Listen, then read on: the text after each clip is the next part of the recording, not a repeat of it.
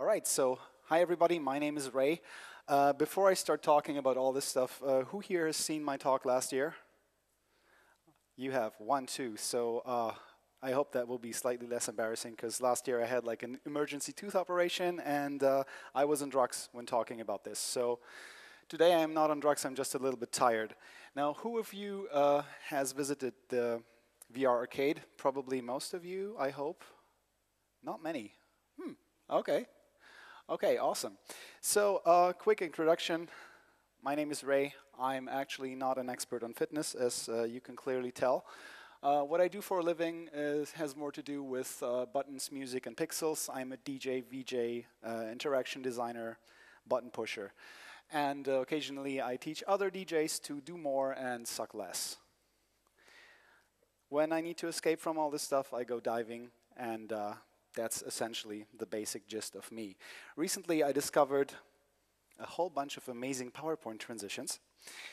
And I also discovered VR. That happened about 2 years ago. And I wore a VR headset for the first time. I played a game. And I played an untethered game. That means that I wasn't tied to any desktop computer. I had complete freedom of movement. And I realized, holy shit, I really want this in my life. So it took me a bit of time to sneak hardware from several sources. And then this is actually my living room. I cleared out everything from my living room and turned it into a huge VR play area. And the buzzwords or keywords that you're looking for with virtual reality are wireless room scale VR. Now, before I start talking about various setups, what I noticed is I didn't notice how much I really was moving while playing the game. I did not realize how tired I got. And I realized that this could be a sort of workout replacement. And let me remind you, that was 2 years ago, before there were many, many online sources like VR Fitness or VR Health Institute, which I will talk about later. At that point, many, many people realized that VR is actually a biohack that allows you to trick your brain into working out while having fun. So the basic idea is, if you wake me up in the morning, especially in November, and you ask me, hey Ray, do you want to go for a run? I'm going to go, have you looked outside? It's raining, it's cold. I'm definitely not going for a run. This is not the type of person I am. But if you wake me up and ask me, hey Ray, do you want to kill some aliens? And do you want to, I don't know, shoot some stuff? Of course. Of course, because gaming has an inherent reward mechanism built in. Of course I want to do that. So, let's talk a little bit about the VR systems that exist. This is the Oculus. Who here is familiar with the Oculus, has heard of it? Of course, most people. This is the Htc Vive. Now, the difference between those systems is something that I would leave up to anyone's preference. In my experience, I have found that the Htc Vive is a little bit better at room scale setups. Getting back to my own play area that is 5 by 4 meters, this is probably something that would be a little bit trickier to pull off with the Oculus and is a little bit easier to pull off with the Vive. Now, HTC has their own wireless solution, which I have tested with both their regular Vive and the Vive Pro. And I have realized that while it is a very easy thing to set up in your home, there's actually a third-party product which is called TPcast, which makes much more sense for casual use because, first of all, it will run off a laptop like this. And the other thing is, many people don't have their desktop in the same area where they play their VR games. And TPcast is a wireless system that can be easily extended. Like in my home, the picture that you've seen earlier, that room is actually next door to my studio, and I have managed to extend TPcast by 10 meters. So I am running a VR gaming setup next to my actual studio. And with the original HTC wireless system, you cannot do that. It's very tricky to extend that. I'm currently working on maybe a hack workaround to achieve that, but it's very tricky to pull off. So in terms of VR systems, the one that I've chosen is the regular HTC Vive, not the HTC Vive Pro, because it works with TPcast, and it also because it has much lower system requirements. So you can run an HTC Vive of a basic gaming computer. And yeah, those are the main arguments pro first-gen Vives. So you have, as I said, it will run off a laptop. It can easily be extended with TPcast. It is lighter and better balanced, in my opinion, compared to the Vive Pro. The Vive Pro headset is rather heavy and bulky, and if you do a lot of movement, it's not as comfortable. Now, this is all subjective. You have to try all these systems for yourself.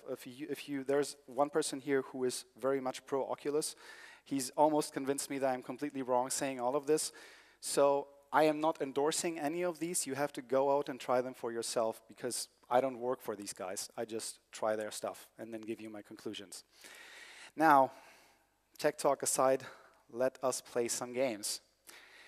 The game that we saw some of you saw at the VR Arcade was Beat Saber. Now, Beat Saber is essentially Guitar Hero in VR. What you do is you cut blocks coming at you to the rhythm of music, and you cut them apart. This is a good core workout for your upper body. So this, if you do this for 15 minutes, this is like a light cardio session, depending, of course, on the chosen difficulty. Now, there's another game, which is the first VR game I have ever played. It's called Space Pirate Trainer. Now, unlike Beat Saber, which is a somewhat stationary game where you just move your arms and maybe do a couple of side steps here and there, Space Pirate Trainer is a game that really shines in room scale VR. You can really move around. The idea in Space Pirate Trainer is you're staying on a platform, you're shooting drones that come at you. It's basically a mixture of Duck Hunt and Space Invaders, except it's 360 degrees in VR. So that game, depending on your skill level, can get very demanding physically. If there's a bunch of drones, maybe 40, 50 drones firing at you that you have to eliminate, this forces you to dodge, move around a lot. Keep in mind where everything is. So it improves your hand-eye coordination as well, your spatial awareness. All of these things get challenged to a very high degree. And yeah, from the outside, this looks somewhat like this. So like I said, you're standing on a platform, you're attacking and defending yourself at the same time. Now, I'm going to mention one more game. That game is called Gorn. This is basically a gladiator fight simulator, which also uses room scale VR to a very, very high degree. Now, this is a little bit tricky. This is a more advanced thing because the arena you're fighting in is much, much bigger than any given VR play area that you can have at home. So there are some locomotion issues to handle. You have to understand how to move around a bigger area than your actual living room. But I use this game. I mean, of course, it looks extremely gory, but it's also extremely rewarding just to smash stuff. This is also one of the games that really challenge your whole body, because when you're fighting, you're not just swinging your arms, you're moving around, you're dodging, and it's all just very, very demanding physically. Any of those games you play for more than 15 minutes, you're gonna tire out if you take this seriously. Now, with anything, any game, like traditional games, let's say RPGs, there is the topic of immersion. How much you enjoy these games and how much you ultimately move while playing them depends on the level of immersion that you allow yourself and on the level of immersion that the tech allows for. This is why I was talking about the HTC Vive, because in my opinion, it is that system which allows you to immerse yourself most completely. Now again, I invite you to try all the systems you can get your hands on. This is crucially important. You have to decide what works for you. The Vive works for me. And those 3 games, I like to use them as an example of 3 games that really challenge your entire body. Now, yeah, another screenshot from Gorn. Now, when playing VR games, and if you've played at the arcade, you may have noticed that you start sweating. And sweating inside a VR headset is no fun. So you need to start to accessorize like a boss. We're going to talk, I'm just going to mention 3 VR workout accessories that are absolutely essential. The first one are headbands. All right? So the headband is the #1 accessory that you absolutely have to get, whether you're playing alone or you're playing with friends. That is the #1 thing that will keep sweat out of your headset. You can get disposable covers for your face. They are not foam, but artificial leather, I believe. And those things help, but really, the headband is what you want. The other thing are knee pads. Because when you play room-scale VR games and you start dodging and doing this all the time, you're going to hurt your knees. It's going to happen. It happened to me as well. And now, the third accessory that I'm going to recommend is a weighted vest.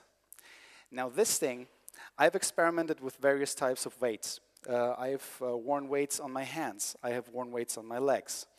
The problem with wearing weights on your arms is that your arms are basically a VR input source. When you're wearing a headset and the game is telling you that you're holding a lightsaber, but in fact you have 1 kilo of additional weight on your arm, your brain is getting mixed signals. It doesn't really compensate for the fact that there is a weight on your wrist. So you can actually hurt yourself by using wrist weights in VR. Don't do that. A weighted vest, however, weighs down your whole body, and your arms and everything that you use for actually controlling the game, which is your head and your arms currently, is not affected by that. All that happens is that you get more tired playing the game, but you really don't notice if you're really immersed.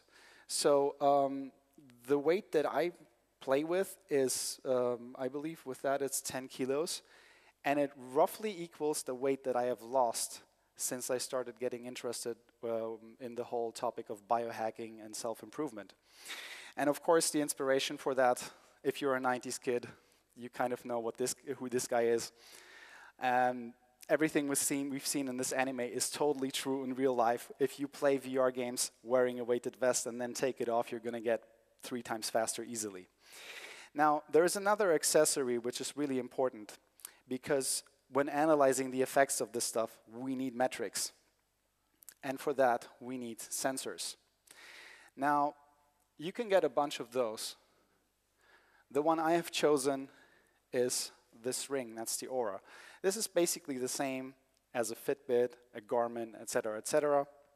The difference is the form factor, and also that Oura is a Finnish company and the others are American companies. And I tend to trust the Finns more with my data than I do Americans, if you know what I mean.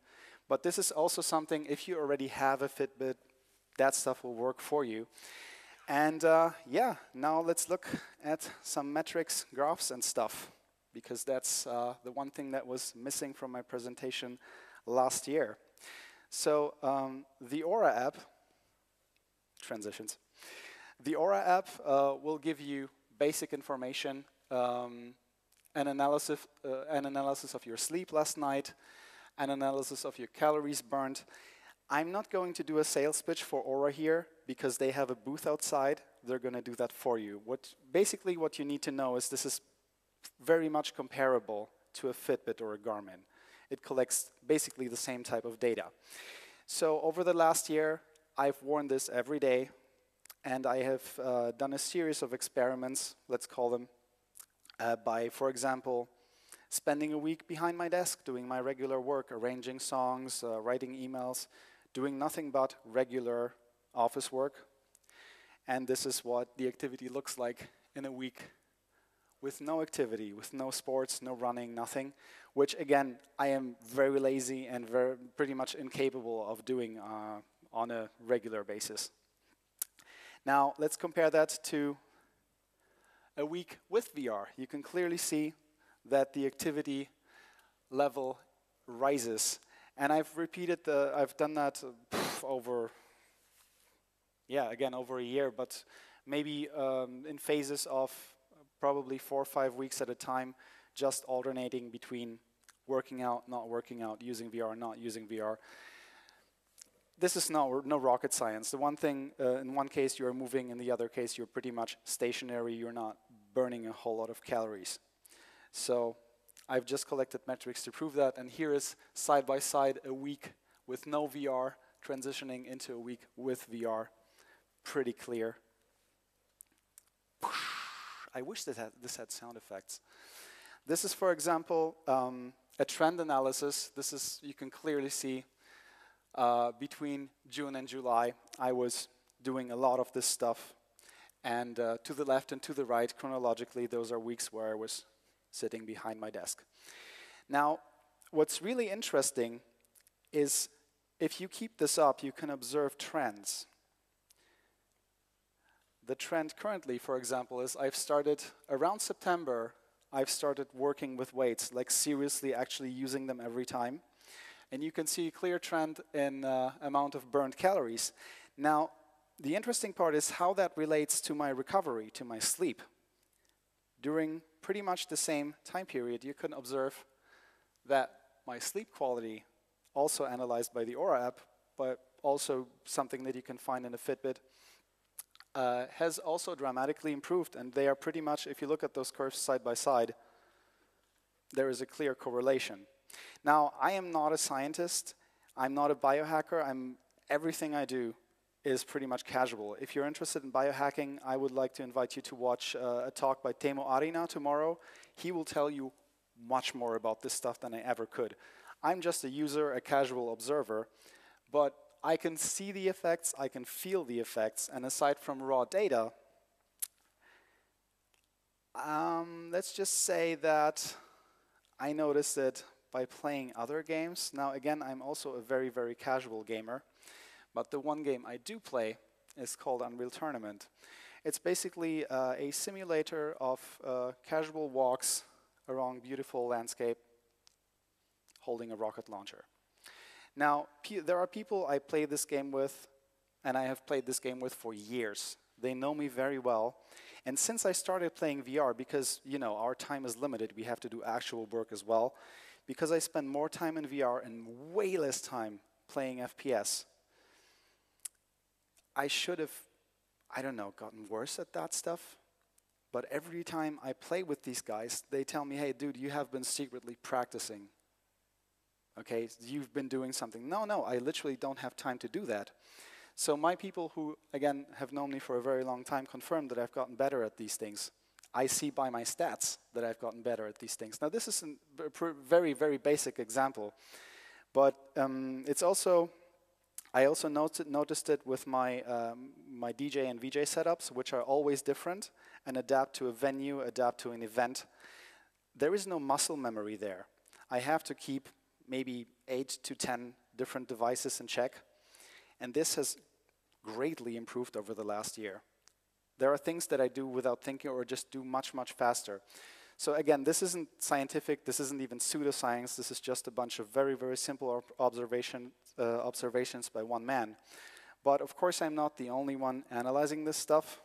There are sites like VR Fitness Insider, which spend a lot of time analyzing the effects of different games and different apps in VR. Because it's not just about working out, all right? Some people claim that VR is a good source for meditation, for complete detachment from reality and focus and all these things. For me, this is not relevant. If I want to meditate, I go diving, but we are all different. These guys do just that, and there is another site called VR Health Institute, and these guys actually analyze calorie burns for different games and have tables for different body types. And the estimates here, I found comparing their stats for Beat Saber and their stats for the other games that I play.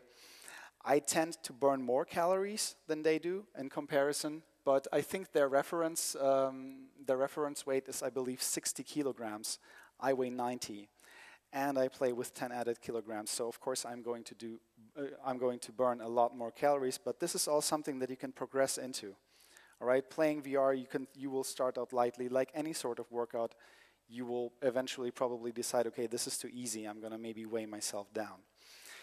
And yeah, that is basically it. It took me maybe 20 minutes instead of 40, but that's brilliant. We can grab a coffee now. You can ask me questions. For now, I'm going to say thank you very much. And yeah, I invite you to the VR arcade where you can test the stuff on yourself, and yeah, ask me anything. Yes? Well, yes, the thing is, the reason I say room scale is because the virtual playing field corresponds to your actual room. All right? The only game that I was very close to actually having an accident in was Gorn, the gladiator one, because their locomotion works by swinging your arms as if you were walking.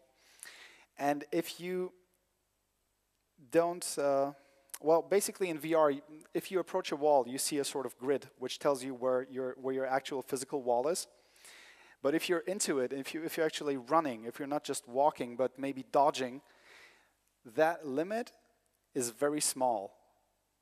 So you can, if you actually jump, you can jump into a wall. Friends who have played Gorn, even experienced VR players who have played Gorn at my place, have caused several injuries on my hands as I was trying to grab the controllers because they were so into it that they were just swinging wildly like, I have an axe, I have to kill this guy.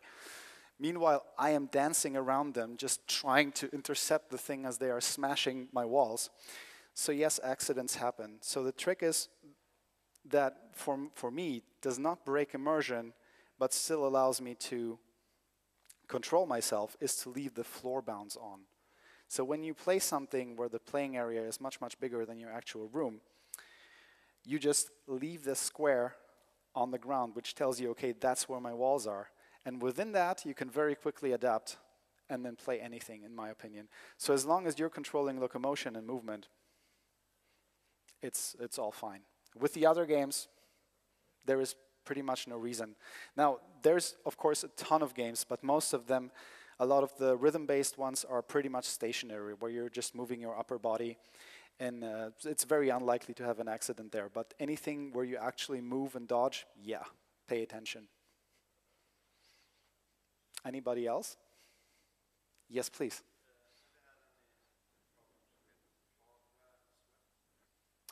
Well, that's why I mentioned the headbands. So that's one of the first things that I noticed is that, okay, sweating this is not sexy, because I'm not sure about the Oculus, but the Vive comes with a foam cover, and that thing will soak up sweat. It's disgusting. I don't know why they made this design choice. Probably because it's cheaper, but there are faux leather covers. And those, if you replace the foam with the false leather and also stick a disposable cover on top of it, that's actually quite okay, especially if you use a headband, because the headband will surprisingly catch most of the stuff that would drip into your headset. Sorry? Really? Wow, you must work out much harder than I do. But I haven't managed to break it. I have people visiting my place all the time. They play VR. Aside from one damaged controller, because you can't always. Some people just have longer arms than I do, and it's like, the casualties, things you do for science. Yes?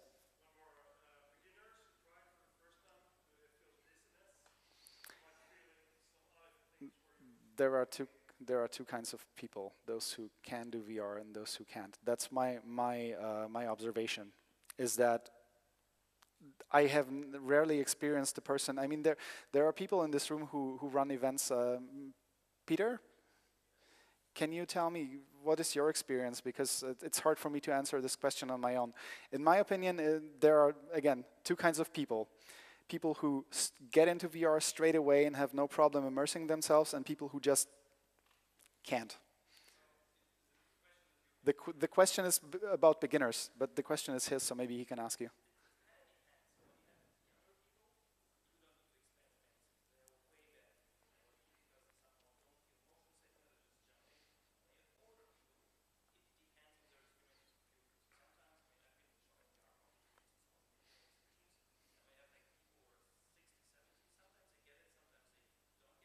Mm-hmm.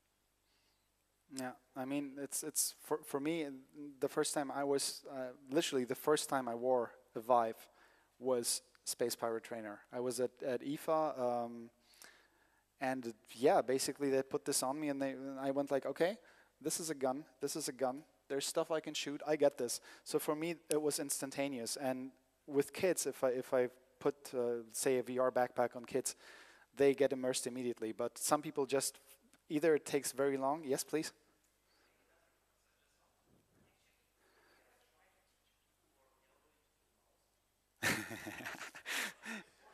Yeah, just for the record, the question was, yeah,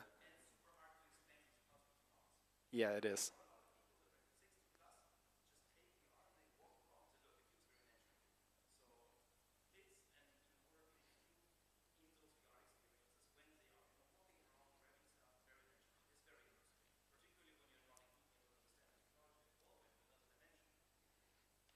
Hmm. Yeah, so I believe that answers your question. It's really hard to quantify, but in my experience, most people who visit me at home, they get into it. Some get too much into it.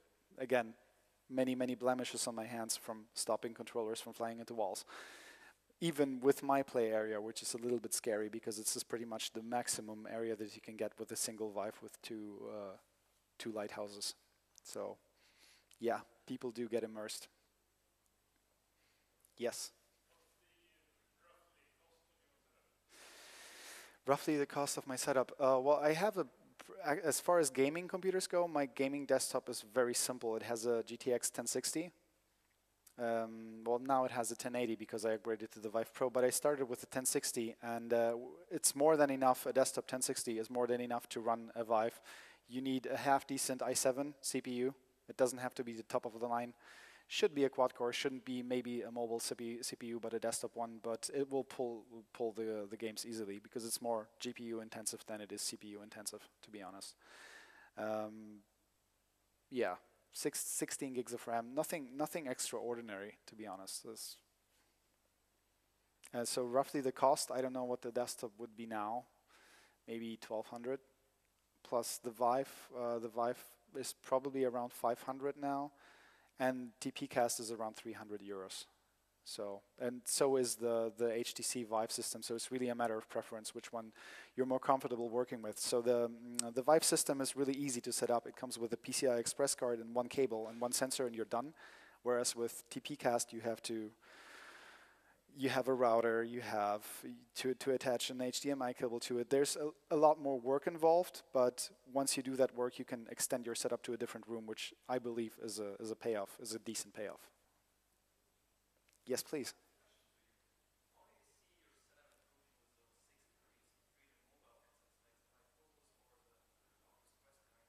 I have no idea because I haven't tried a single one of them.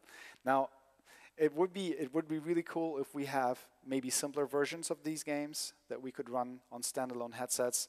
And as soon as this becomes more ubiquitous, because right now this is still nothing that you'd have at home, but as soon as the technology becomes more ubiquitous, yeah, this could become a true viable replacement for traditional workout methods. Right now, I have to admit it's quite expensive. It's not something that you would just get, and especially having a tracking setup in your home is not everybody can just do the stuff that I did and just say "Pff." Maybe you have, I don't know, a wife, kids that may need the living room. I'm in a very luxurious situation where I have a rather big apartment and I could just do away with the furniture and just move it. So yeah, the easier it gets, the more popular it will get clearly. Yes. Well, I have tried a treadmill once, but the issue with a treadmill is that you're usually held in place by a ring. And omnidirectional treadmills, I don't know. For me, it breaks the immersion. It's a very individual thing. Like the treadmills, okay, if you have a story-driven game where you have to navigate a huge space, it's much nicer than teleporting. But you try jumping in a treadmill, no fun, no fun. Whereas with a truly wireless system, as long as you remain in room scale, the stuff that I've done in the Gladiator game, I've literally jumped holding a virtual axe and just done this. You can't do this on a treadmill. So it really depends on the type of experience, to be honest. For gaming, I would say it's a little bit too early maybe. But then again, HTC is working on chaining multiple lighthouses together, so that will allow you to map huge areas. There are already demonstrations online of people mapping whole warehouses and navigating them with a single headset. So this is all very exciting. We could have really interesting experiences over, say, the next 2 years. Anything else? Anybody else? No? Okay. Thank you very much for listening to me. And yeah, I hope you guys come over to my booth and try that for yourself. Because, you know, talking about it and trying it are two completely different things.